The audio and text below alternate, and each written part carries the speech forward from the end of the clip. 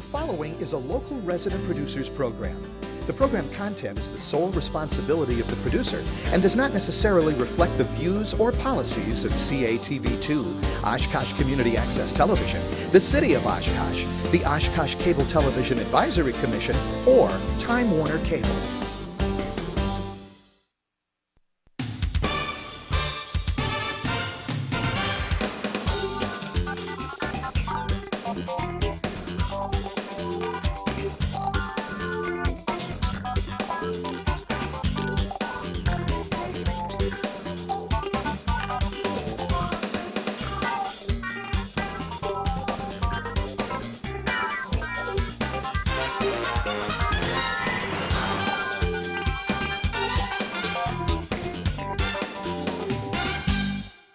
Hi everyone, welcome to Eye on Oshkosh. I'm Cheryl Hentz along with my guest co-host, Mr. Miles Maguire. As any of you who have been watching the most recent few episodes knows, my regular co-host, Tony Palmieri, is running for a position on the Oshkosh Common Council this time.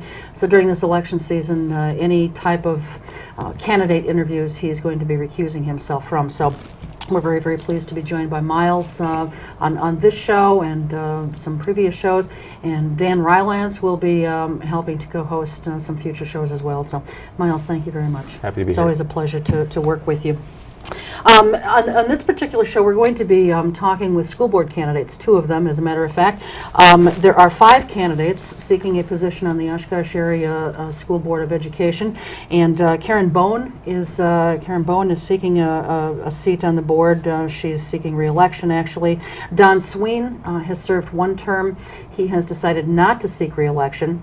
So there will be at least one new person on the school board come April.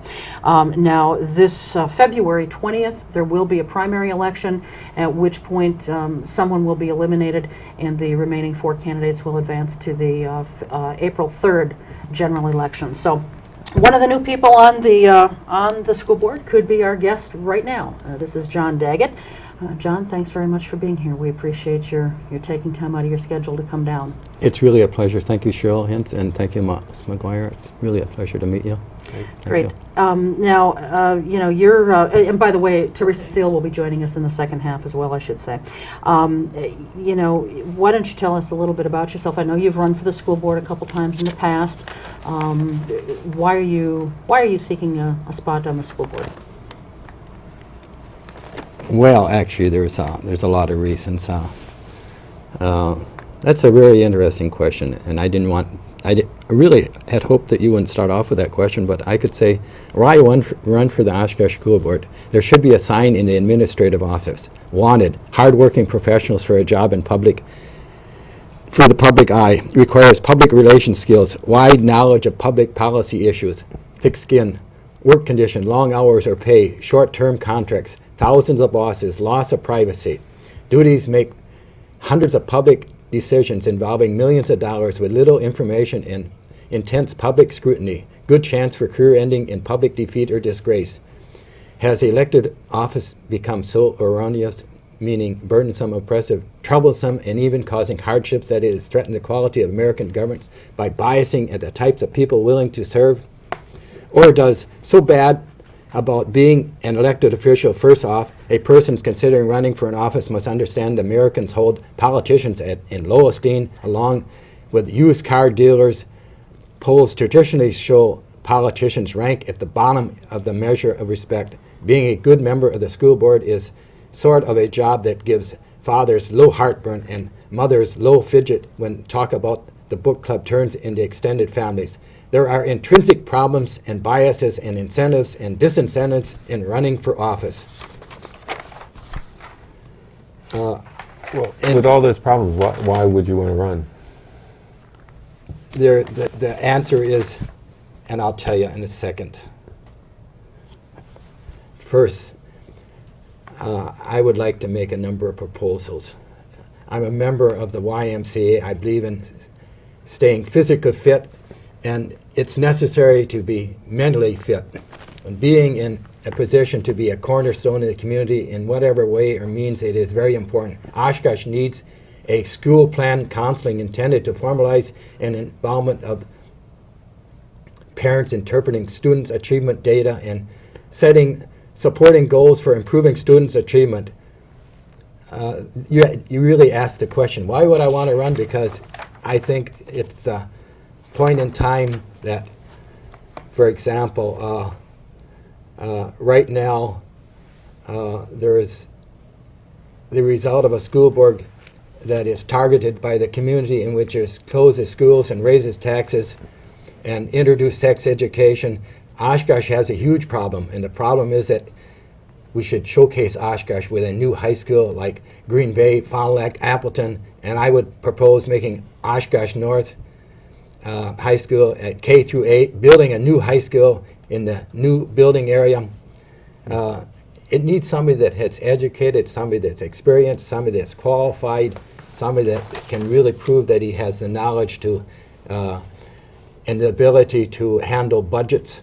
You want to ask me another question? Sure, let's talk about this new high school. Will you say, are you talking about another school on the north side, or where would it go? It would go in a new building, housing area, and Oshkosh North would be changed from kindergarten to 8th grade.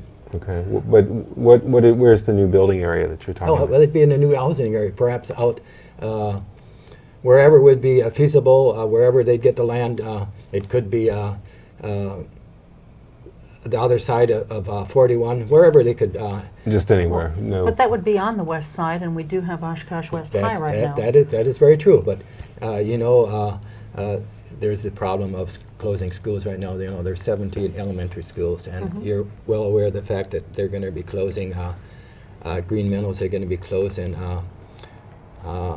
Lincoln School, which really is against the policy. I believe that the university has had its eye on that for a long time, and I don't believe that there's anything wrong with the roof. In fact, it's too bad that the superintendent would go as far as to say that the roof needs $25 million to repair it.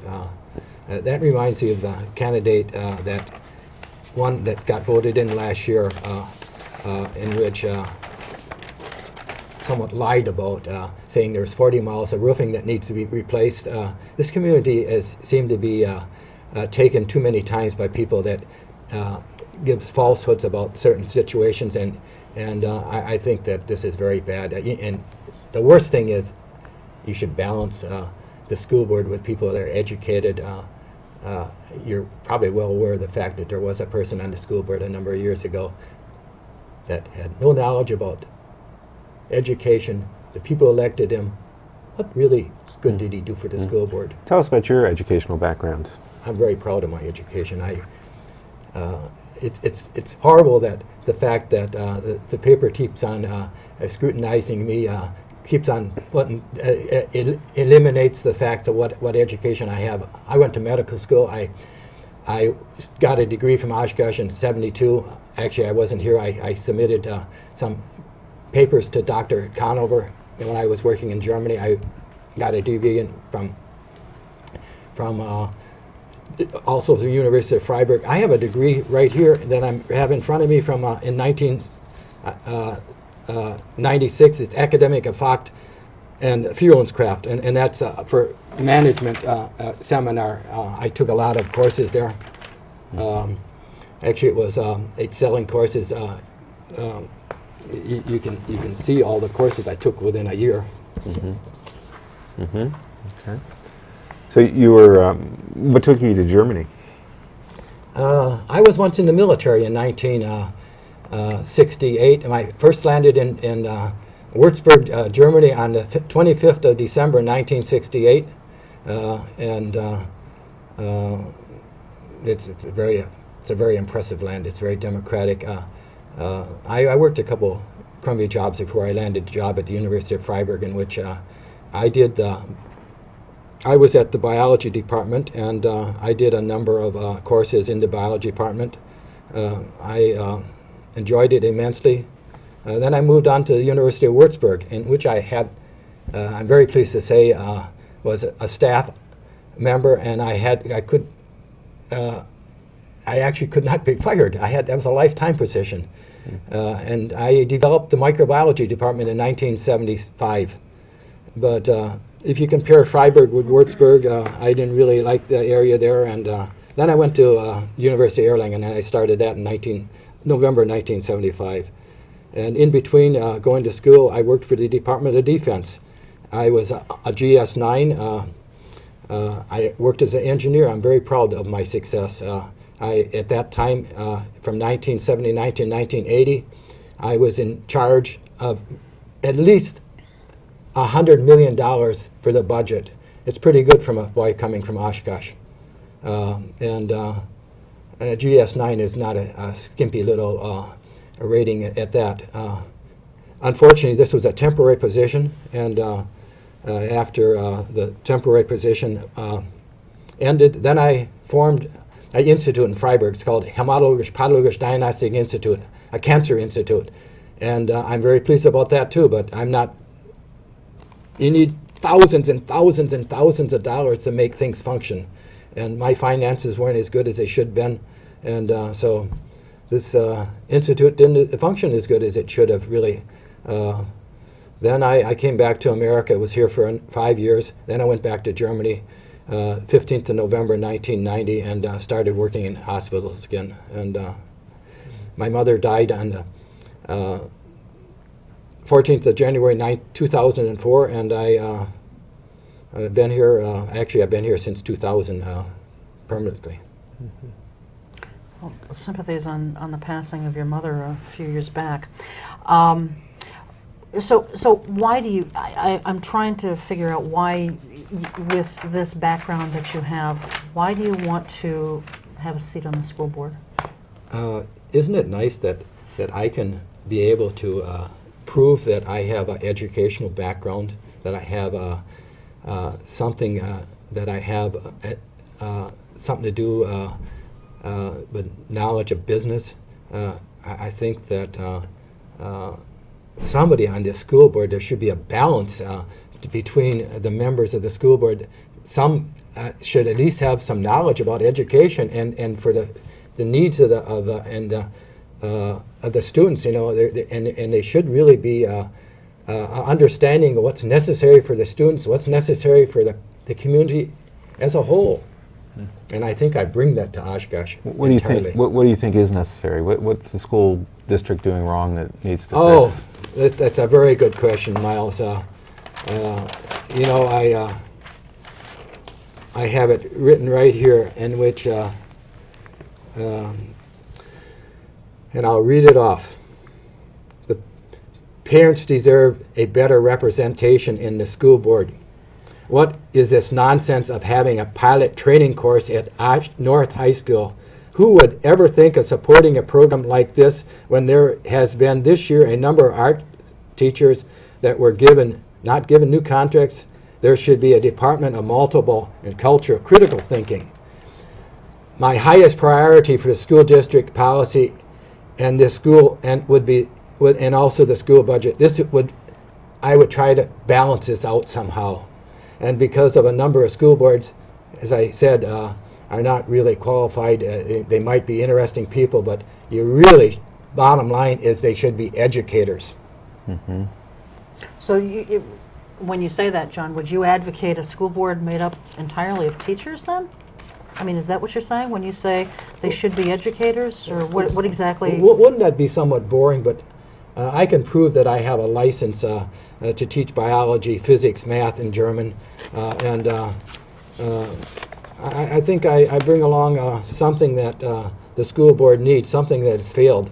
You know, in this time and age, if you open your mouth too much, somebody you get it closed. I think that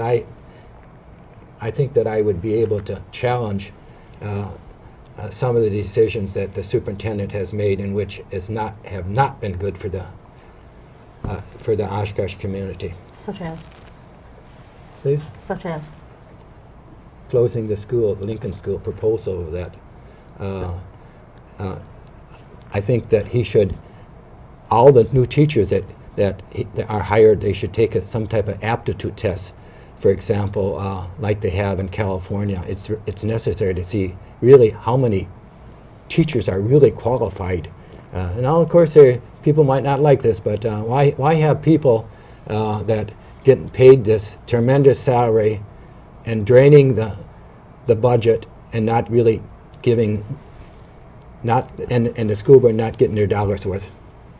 I know this for a fact that there's many teachers that on this school system that are not qualified. Okay. As far as closing the schools, there was quite a lengthy facilities management type report that was done. And I don't know that they're going to be closing Lincoln School anytime real soon. They were looking at closing one school, right away in this next school year, and now they've sort of backpedaled on that a little bit because of some other issues that have come up.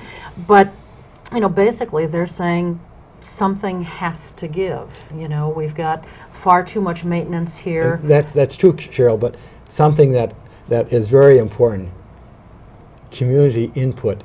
I would propose delegating citizens and making a website that to involve people, volunteers, their input as far as some of the decisions that could be given to the school board, even on disclosing of the schools.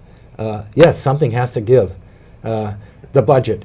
It's way, way more than Oshkosh people should think.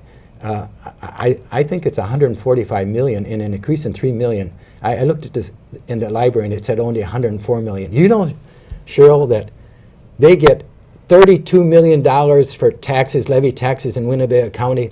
The city of Oshkosh gets less than 32 million. You know where this money goes? It goes only for improvements and maintenance. And the other money comes from revenue sharing from Washington, and it comes from Washington, it goes to Madison. Are you aware that a lot of schools in America are closing because there's not enough money to go around? Well, sure, and I mean, we've had our shared revenue cut. It's been getting cut each year, more and more. I don't think you're following the tracks. I mean, it's increased. I just told you it increased 3 million this year. Shared revenue, John, I'm sorry, but shared revenue coming to Oshkosh has decreased. That is one of the reasons that we're in the position that we're in. But you might be saying this, and you're totally confusing the public when you say it, because the fact is that there's according to the library, there's a $104 million budget. And it's increased by 3 million. Those are facts. Those are written facts. Well, as is the fact that shared revenue has been cut. That's why we've had fees. Well, but in any event, yes. I don't want to take time away from you. So, your thoughts on the facilities plan as a whole is that we don't need to close any schools then, or what exactly are you suggesting? No. I think there should be input from the community. You can't, well, it's a little selfish to have members on the board to make decisions for parents, and the parents have little input. Show me where there's been some real, there's this Oshkosh Association, Community Education Association, and in fact, let me read what really it should stand for. It's the supreme art of the teacher to awaken joy and creative expression and knowledge. And this is the reason also that I'm running for the school board.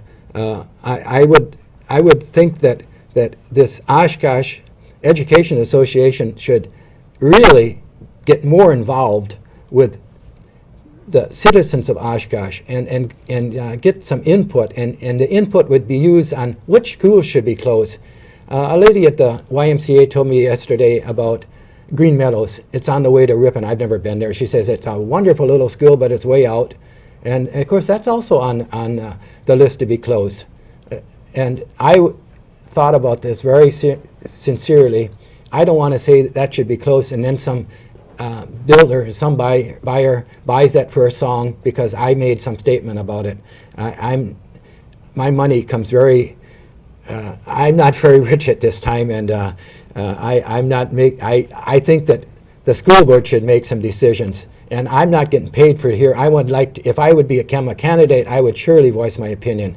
But this is, at the present time, involves the decision of the school board, and I think that should be delegated more to the citizens of Oshkosh to have an input on what schools should be closed, and not just the superintendent saying, well, Lincoln should be closed because it's 25 million should to repair the roof, and But aren't the members of the school board there as representatives of parents and other? Are they? That's the question. I don't think they are. Well, plus there are two teams, a community Right. response team and another group of folks in the community.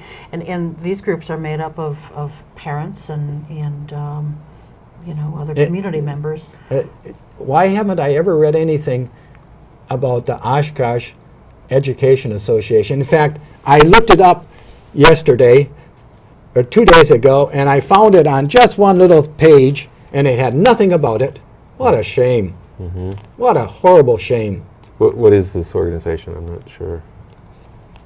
That's a nice question. Okay. well, Yeah, that's a nice, the Oshkosh, that's a nice question. What's it supposed to do? It's supposed to have input for the parents. And where is this input? Well, again, I mean, there's these two teams that have been out there. They were formed a number of months ago. A number of months ago. Why weren't they formed 10 years ago? What, is Oshkosh that slow? Is it? Well, I agree. We're behind the eight ball. I mean, thank you, Cheryl. That's nice. I agree with Aren't that. you happy that you have a candidate that is willing to put the issues up front instead of open the back door? I'm glad for any candidate who runs and who's all about getting the students in the best possible position that they can. But would you have more teams or what would you have? I mean, parents have been at these things. I think they've been trying to communicate. I just said that citizens should be involved. They are, John, though. But not quite. I've not seen a website. I'm proposing a real website, Well, there is a website, and but there's for these citizens. but citizens can go on the district's Well, website. they can, but and- unless you're really invited in this society, people aren't quite that friendly to you, and so you want to step back 2 steps before you take 1 step forward. Okay. What in your estimation, how good are the schools here? Do you think they're doing a good job? Or are they not doing a good job? Or My daughter is 28 years old. She graduated from University of Mannheim in Germany. She has a diploma in, it's called Betriebswirtschaft, that's called business. I would say that her knowledge is well more superior of any PhD person coming out of the University of Wisconsin. okay. The schools in Germany But what are- about the Oshkosh schools? How am I supposed to really equate this without knowing? Education, Miles, is based on, it's economic and socially related. If we live in a society like Chicago, where it's much more competitive, if you live in even Milwaukee, somehow they have problems, and there's people that are not quite as good as you should be. But maybe on the average, bigger schools seem to produce. That's a very hard question to ask. There's different elements involved. You just can't simply expect me to say, is Oshkosh, where does it rank in the nation as far as education is concerned? This is statistics. Have you ever taken these courses in statistics, Miles? Yep. Did you ever hear the word that statistics lie? Yeah. Did you? Yes? So you can put, it's like a computer. Computers, whatever you feed in, you get out. Right. But I think the reason I ask you that question is that I think most people would agree that education is so incredibly important because it's preparing the next generation. It's extremely important, and I would like to see everybody from Oshkosh to have the ability to obtain a wonderful education. I graduated from Amro, and what a pity I didn't learn anything. In fact, I never read a book in high school. What a terrible thing. That is terrible. Terrible, isn't that terrible? I agree. Yeah. Because they had no reading staff. They had, Miles, I can brag about how many foreign languages I can speak. And it's only because I had the guts to do something with my life. And I think you, as a professor in journalism, you wanted the same. You wanted something to make something of your life. Is that not correct, Miles? I tried. So, yeah. I mean, you're successful. And Cheryl is also just as good. She's right in there. And I want to be there too. And I want to be in there for those kids in Oshkosh to give them a better chance, a chance for their lifetime to learn the basics the last thing. I just saw in the paper that 25% of the students in Oshkosh do not take algebra. I just about flipped over. Did you know that, Miles? Mm-hmm. Yeah, both my kids graduated from the school district here. And with no algebra. There's some gaps, yeah. They took algebra. They took calculus. I mean, what a pity. Where is this superintendent as far as a curriculum is concerned?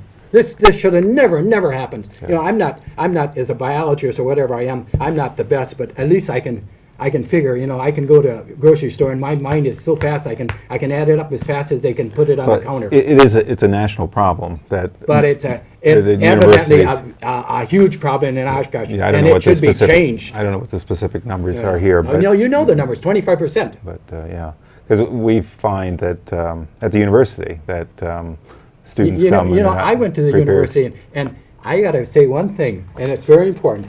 And this is the closing thing in which my good friend Miles. I have support from many people in this community, including Chancellor Wells and many other people in the City Hall, in the Oshkosh public school system, that support John Daggett. The Oshkosh school should be balanced.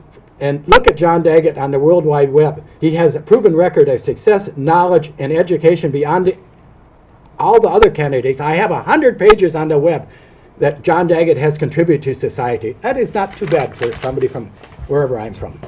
There's a lot of John Daggetts, though. Yes, how do I know which one is you? And which 100 pages is attributed How did to you? Did you look, Cheryl? Well, of course I did. I look up all the candidates. Okay, well, you can look at, you started off, if you wanted, you could put John Daggett in some court cases, put John Daggett sues the city of Oshkosh. You put down, Let's not get into that. Let's talk about the school district for just a moment. So you want to build a new high school. Would you be then supportive of a referendum?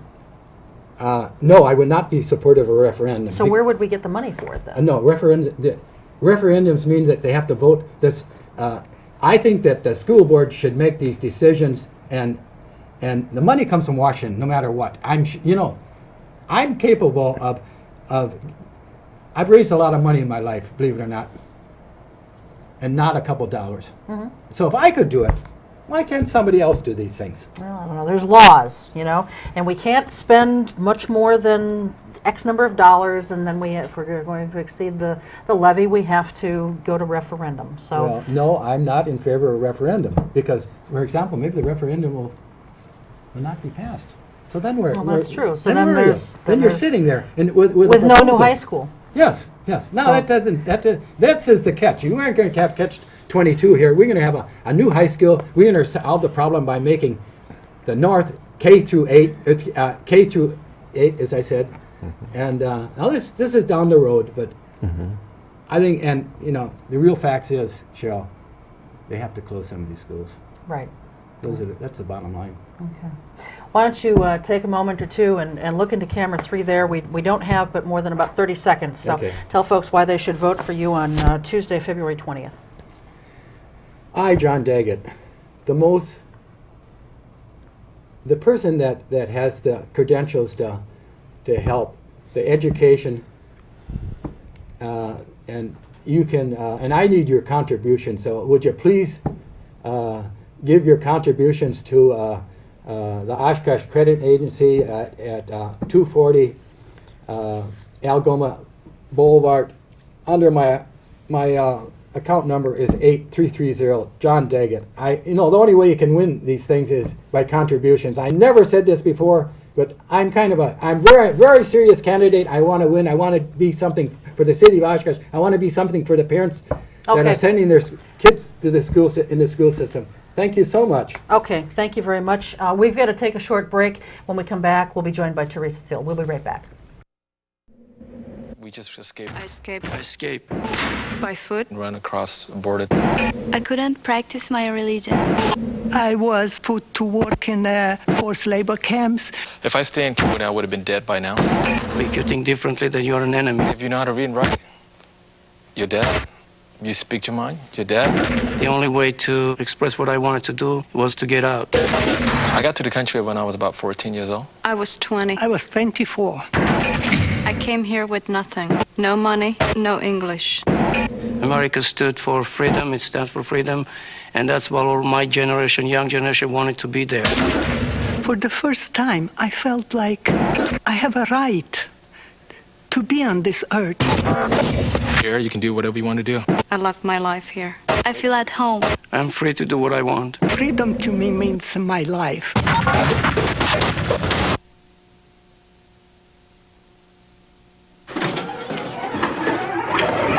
How you doing? Hi. Hi.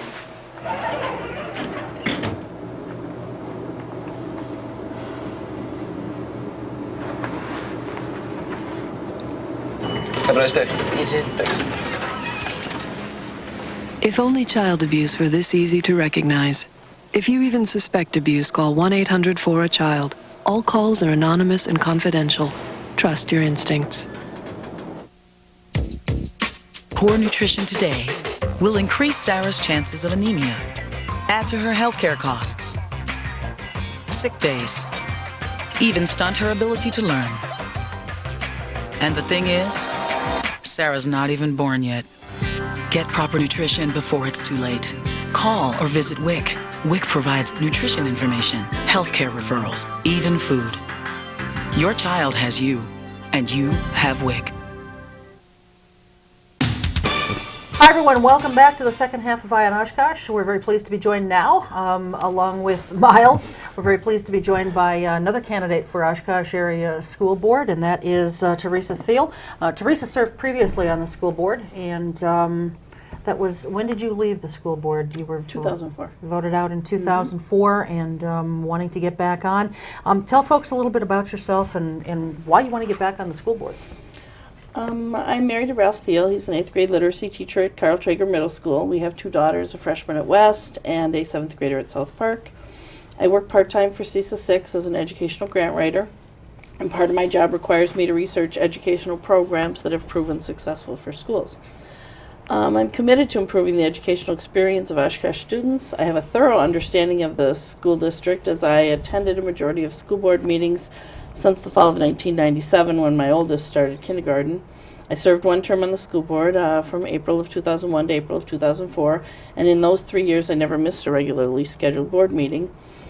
I'm really committed to education. I have attended a lot of the board meetings since I've been off and followed the issues, and I feel like I can hit the ground running. I don't need a lot of study time or getting up to speed. And I think the time is right for me to give it another shot. I had a number of people encouraging me to run, and we'll see where it goes. Okay. Well, a couple of questions, really, and they both have to do with potential conflicts here. The one I know you're expecting, because it's been an issue in the past, and it's a fair question.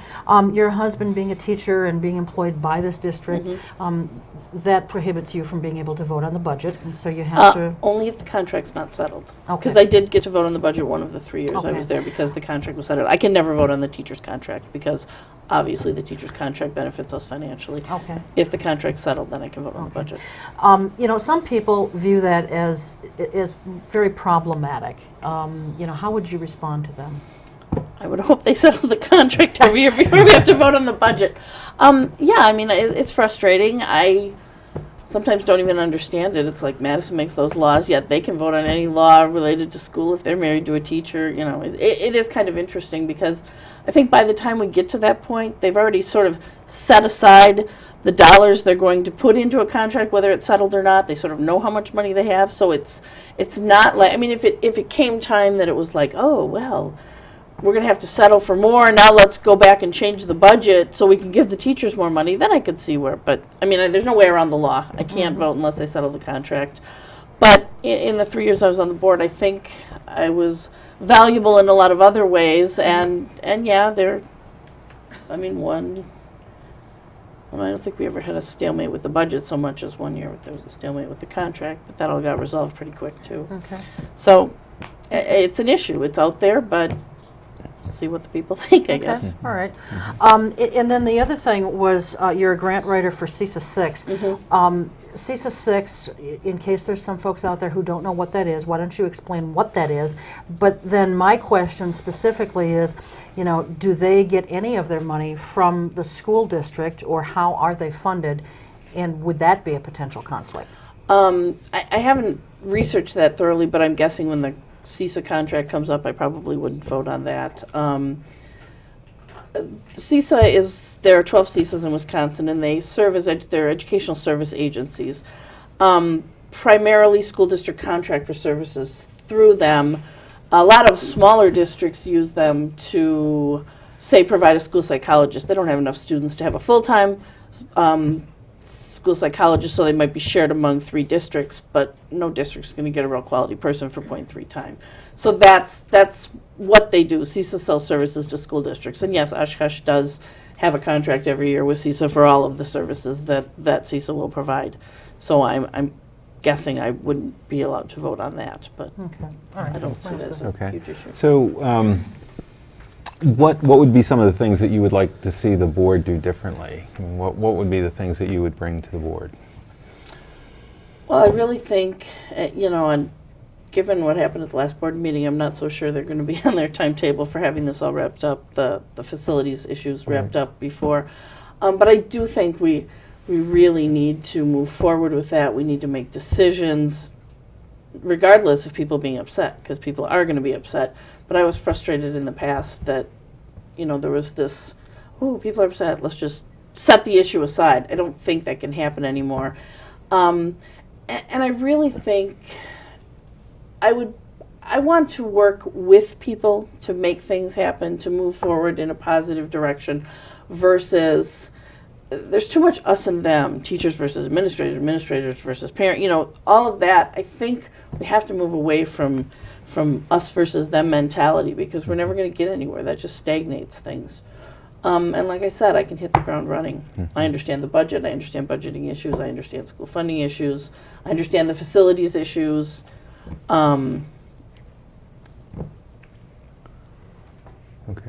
So, well, let's talk about facilities. What do you think should happen, I mean, at least in general terms? I definitely think we have to. I mean, I think they're making the right move putting Sunset into Reed. You save 2 to 3 teachers because you're able to apportion, you know, when you have 1 classroom per grade, you're going to end up with 28 in a class, 12 in a class. It's not an efficient way to staff. And I think we have to look at the other buildings that are inefficient. It has nothing to do with whether you're getting quality education or not, but the district is spending a lot more money than they need to if they had 2 or 3 grades per class. So I think we have to look at closing those. I think we have to look at the buildings that got a 0 and close them. I mean, it's like, you know, it comes a time when you just don't put any more money in your car because it's not worth it. Now, I would disagree with the consultants as far as Shapiro being rated a 0. It's not a crumbling building. It's the open concept, which seems to work okay. I mean, yes, it's different than most of our other buildings, but I don't think that one, I mean, we really wouldn't be able to close it. But I think you have to start there. And then I think, I mean, here's the big R word nobody wants to say, but I think we are going to have to go to referendum. But I would suggest we go to referendum to fix and maintain and bring up as best we can the buildings that we're going to keep after we close. And in some cases, you're probably going to, in order to close a number of elementary schools, you're going to have to add on a few classrooms at some of the other schools. I do think that.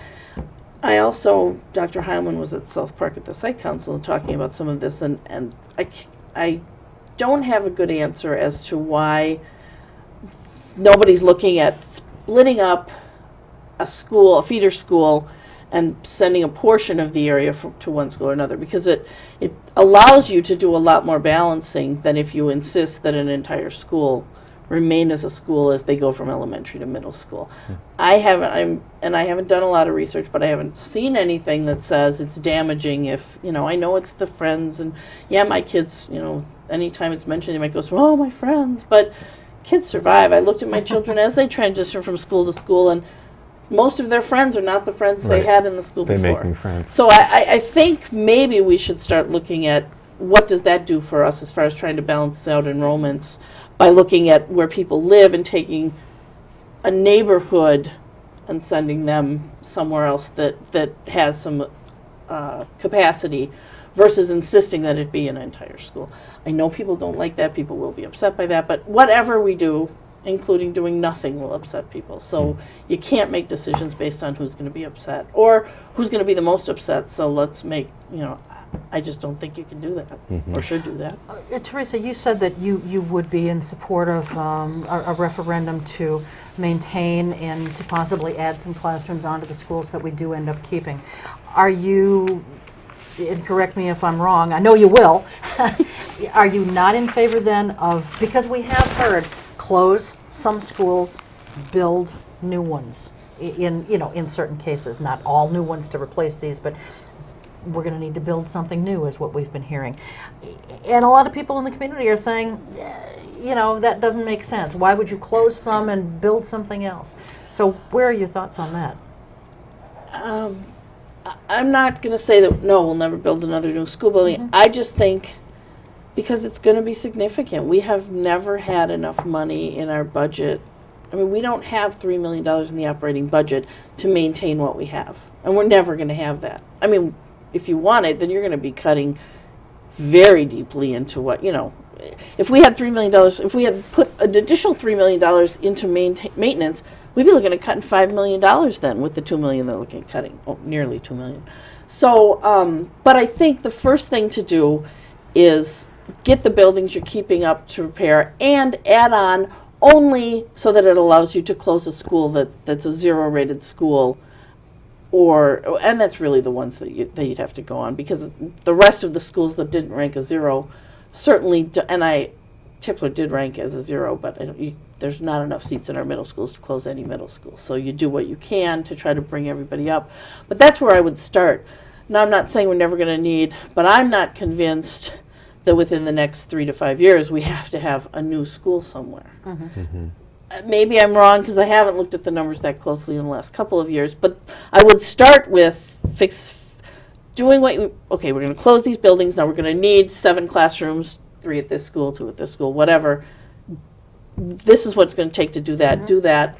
And then certainly plan down the road, maybe in 8 years, but in the next 2 to 3 years, I think it's going to be too hard to make the case that, we closed the school and now we're going to create a brand new one. Sometimes you have to, but Can I just follow up on that Sure, for a second? There's been talk about a referendum, possibly 40, 50, maybe $60 million. I think at this table, all of us can probably agree that this community would not be supportive of that.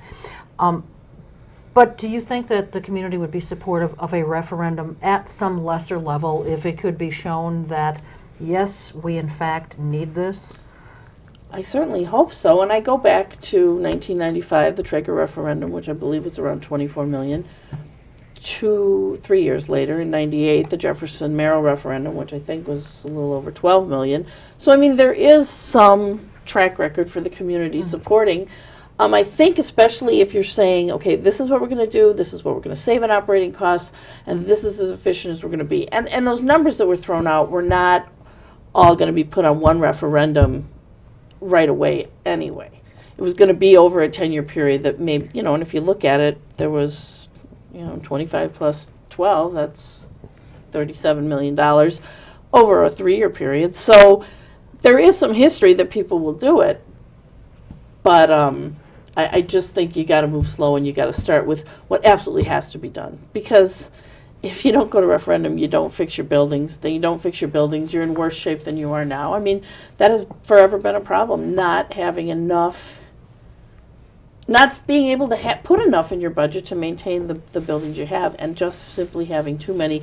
It's both a maintenance and upkeep issue financially, as well as inefficiently operating some schools when they're that small. Okay.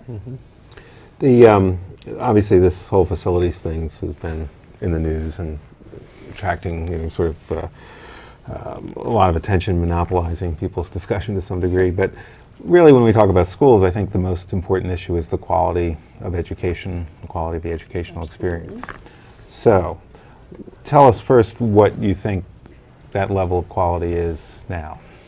I do think that we have quality schools. I've visited every school several times. My children got an excellent education and are continuing to get a good education, which is not to say there isn't room for improvement. I think what I see not only in Oshkosh, but in the job that I do for CISA, that a lot of districts, they always want to do more, but they're never willing to look at not doing something else. I mean, you cannot continue to just do the new things, which you have to, or you're going to be stagnant, but then also continue to do all the old things because someone's connected to it, which isn't even to say it's a bad thing, but if this is better, then let's go with this and let that go, and that's hard to do, and I think we have to really start looking at doing that because the money is getting worse and worse, and we're forever cutting programs, and I worry about the future and the quality we're going to be able to provide if we continually cut the budgets. We're not keeping it away from the kids anymore. Right.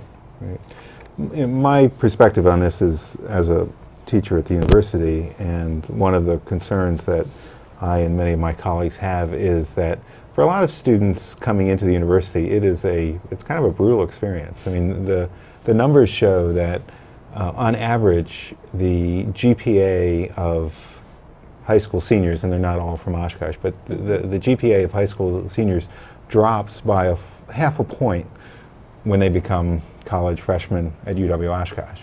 And UW-Oshkosh is a comprehensive university. We're not an elite, the most demanding school. And it seems to me that that's kind of a problem, that there's a gap, that students are coming out of our school district and maybe not quite ready for the college experience. Do you have some ideas about how we might close that gap? And it's definitely an issue, and it's hard to say. I like the movement towards standards-based learning, but we're definitely not there yet. I mean, my daughter's just going through finals first time, and she was asking me to study with her, and it's like all these, memorize these terms, and it's like, I said, this isn't what college is going to be like. She's like, Mom, I just have to study. And it's like, okay, I get it. I'll let that go. But I do want to see us really moving more toward that, where kids are critically thinking, where they're not suddenly shocked. Because you would think, to some extent, I mean, she has 7 classes, no study hall, plays basketball 2.5 hours a week. It's like I said, man, I never had 7 classes in college at once. You'd think you in some ways, but I suppose some of it probably is also not just the learning, but the whole being able to manage yourself. You're in school all day. You don't get to go out. You don't have these big gaps. And so, I'm sure some of that comes into play. And I think some of it, too, is perhaps the experience you get in high school in a lot of circumstances isn't the same as what you're finding in college. And we probably need to work better with the university because I don't, it's been a long time since I was in college, so I don't know exactly, and I didn't go to school here in Oshkosh, but I think we definitely need to get that dialogue going. What do we need to do so that students are more prepared? What do students need to do so they're more prepared? To work on what can we do? Because you wouldn't expect that to be happening, a few students here and there, but it shouldn't be widespread. Right. I want to go back to the, the facilities plan for just a moment. We're hearing that, okay, we've got some buildings in disrepair, we've got a disproportionate enrollment situation going on. We've also been hearing about socioeconomics, and some people are saying decisions to close schools should not be based on socioeconomics. And certainly not solely based, or primarily based, I should say, on socioeconomics. Where does Theresa Thiel, as a candidate for school board, stand on that particular issue? And I don't think anyone was proposing closing schools based on that, but I did speak at the last board meeting, and the issue was sending the Jefferson attendance area to Maryland North. Jefferson has the highest percentage of poverty on the west side of town.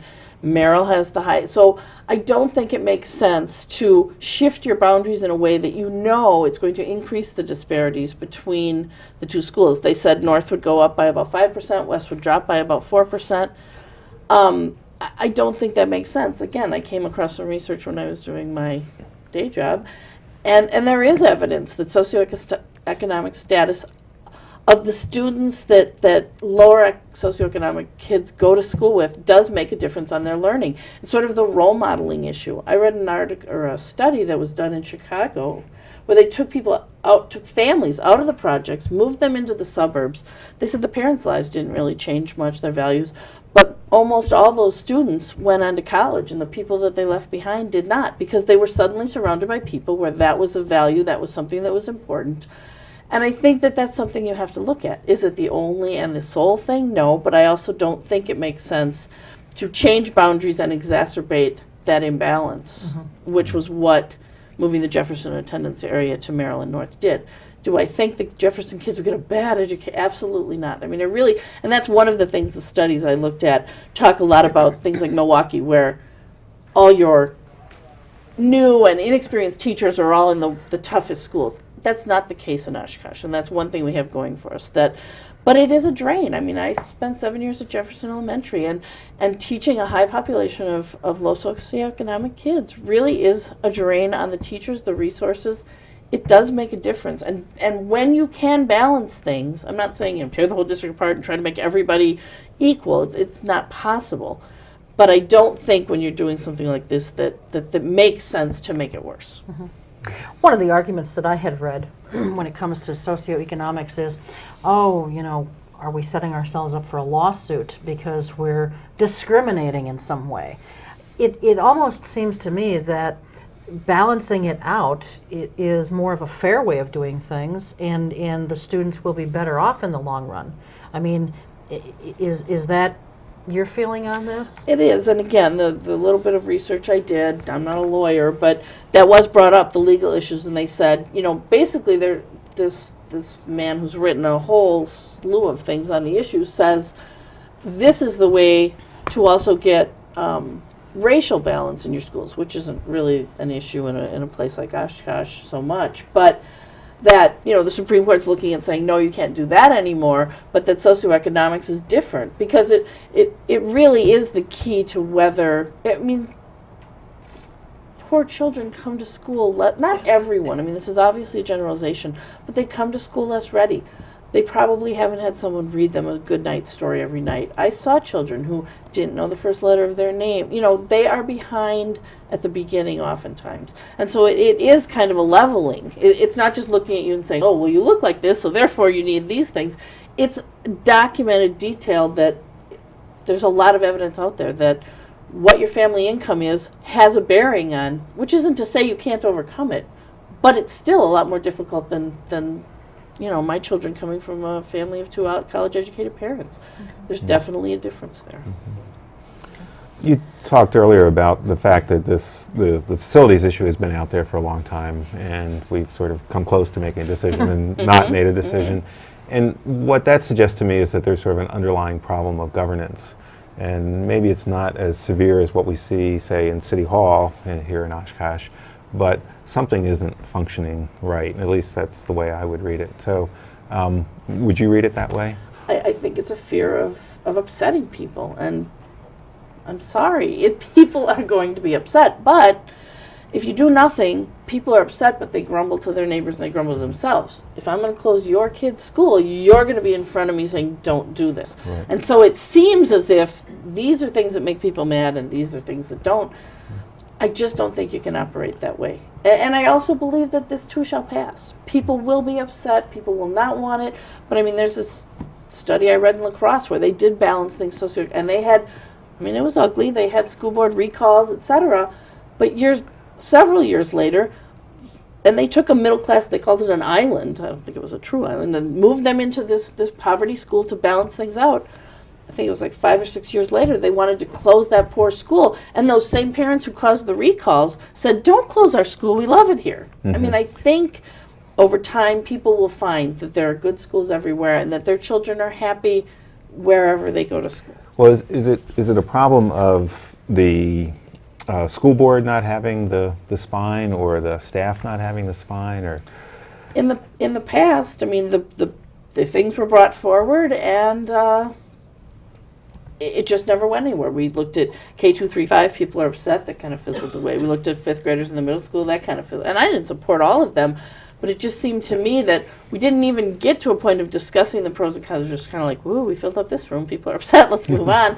And that's frustrating to me. Now, as one person, I don't know that I can totally turn that around, but at least I want to bring it to the forefront that the time for not making decisions because someone's going to be upset is over. And I do get a different feel that people do understand that we're in a little more, that we can't go another. I mean, it was 99 when I started the boundary committee that had the horrifically failed referendum. But, again, I said to people, we should change boundaries first, not just add on to every school. And someone said, well, that's what parents want. And I said, well, it'd be nice if only parents could vote, Right. but that's not the issue. They did.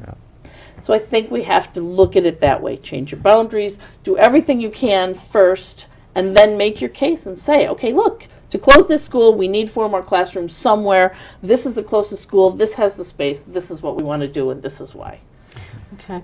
Adequate communication within the district has always been a thing that people in this community have complained about, myself included. I think that we have seen that in the last year or so get better.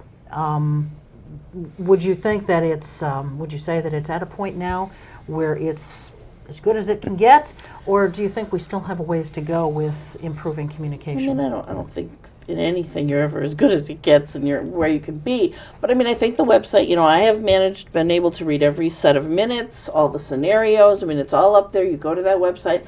And yes, communication is always difficult. Communication is difficult anywhere, in families, in businesses. But, I do know that I've been at, I can't tell you how many forums for the public, and no one shows up. Mm-hmm. The calendar, the year before the whole issue with the signatures and stuff, I went to a meeting. There were 8 people there, and one of them was there because they wanted to complain about their kid having too much homework. It didn't seem to be that huge an issue. Now, granted, it was, and people were surprised. But 2 years in a row, we had a forum on the calendar, and 6 people showed up. Mm-hmm. So, the whole Saturday evening or the Saturday afternoon facilities thing for the community, they were all school people. There was one person, at least at the second one, when they asked, "Where are you from?" who represented the community that didn't have children in school. It's hard. It is hard.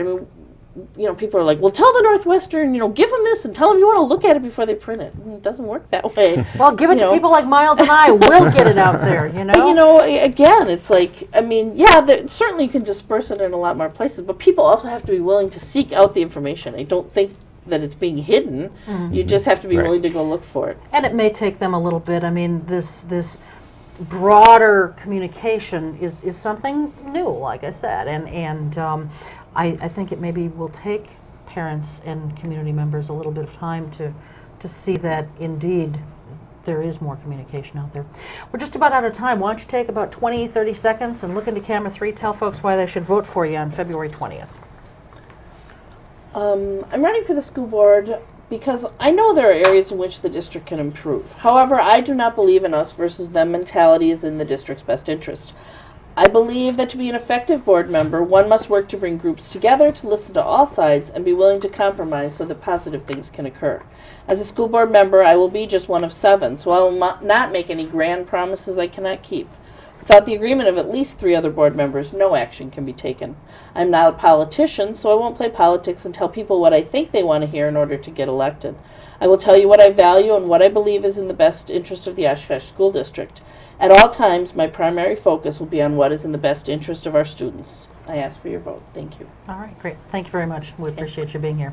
Miles, thank you. And as always, thanks to you. You help make the program work, as do these folks here at the table with me. So we'll see you next time. Until then, take good care. Keep your eye on us. We've got our eye on Oshkosh.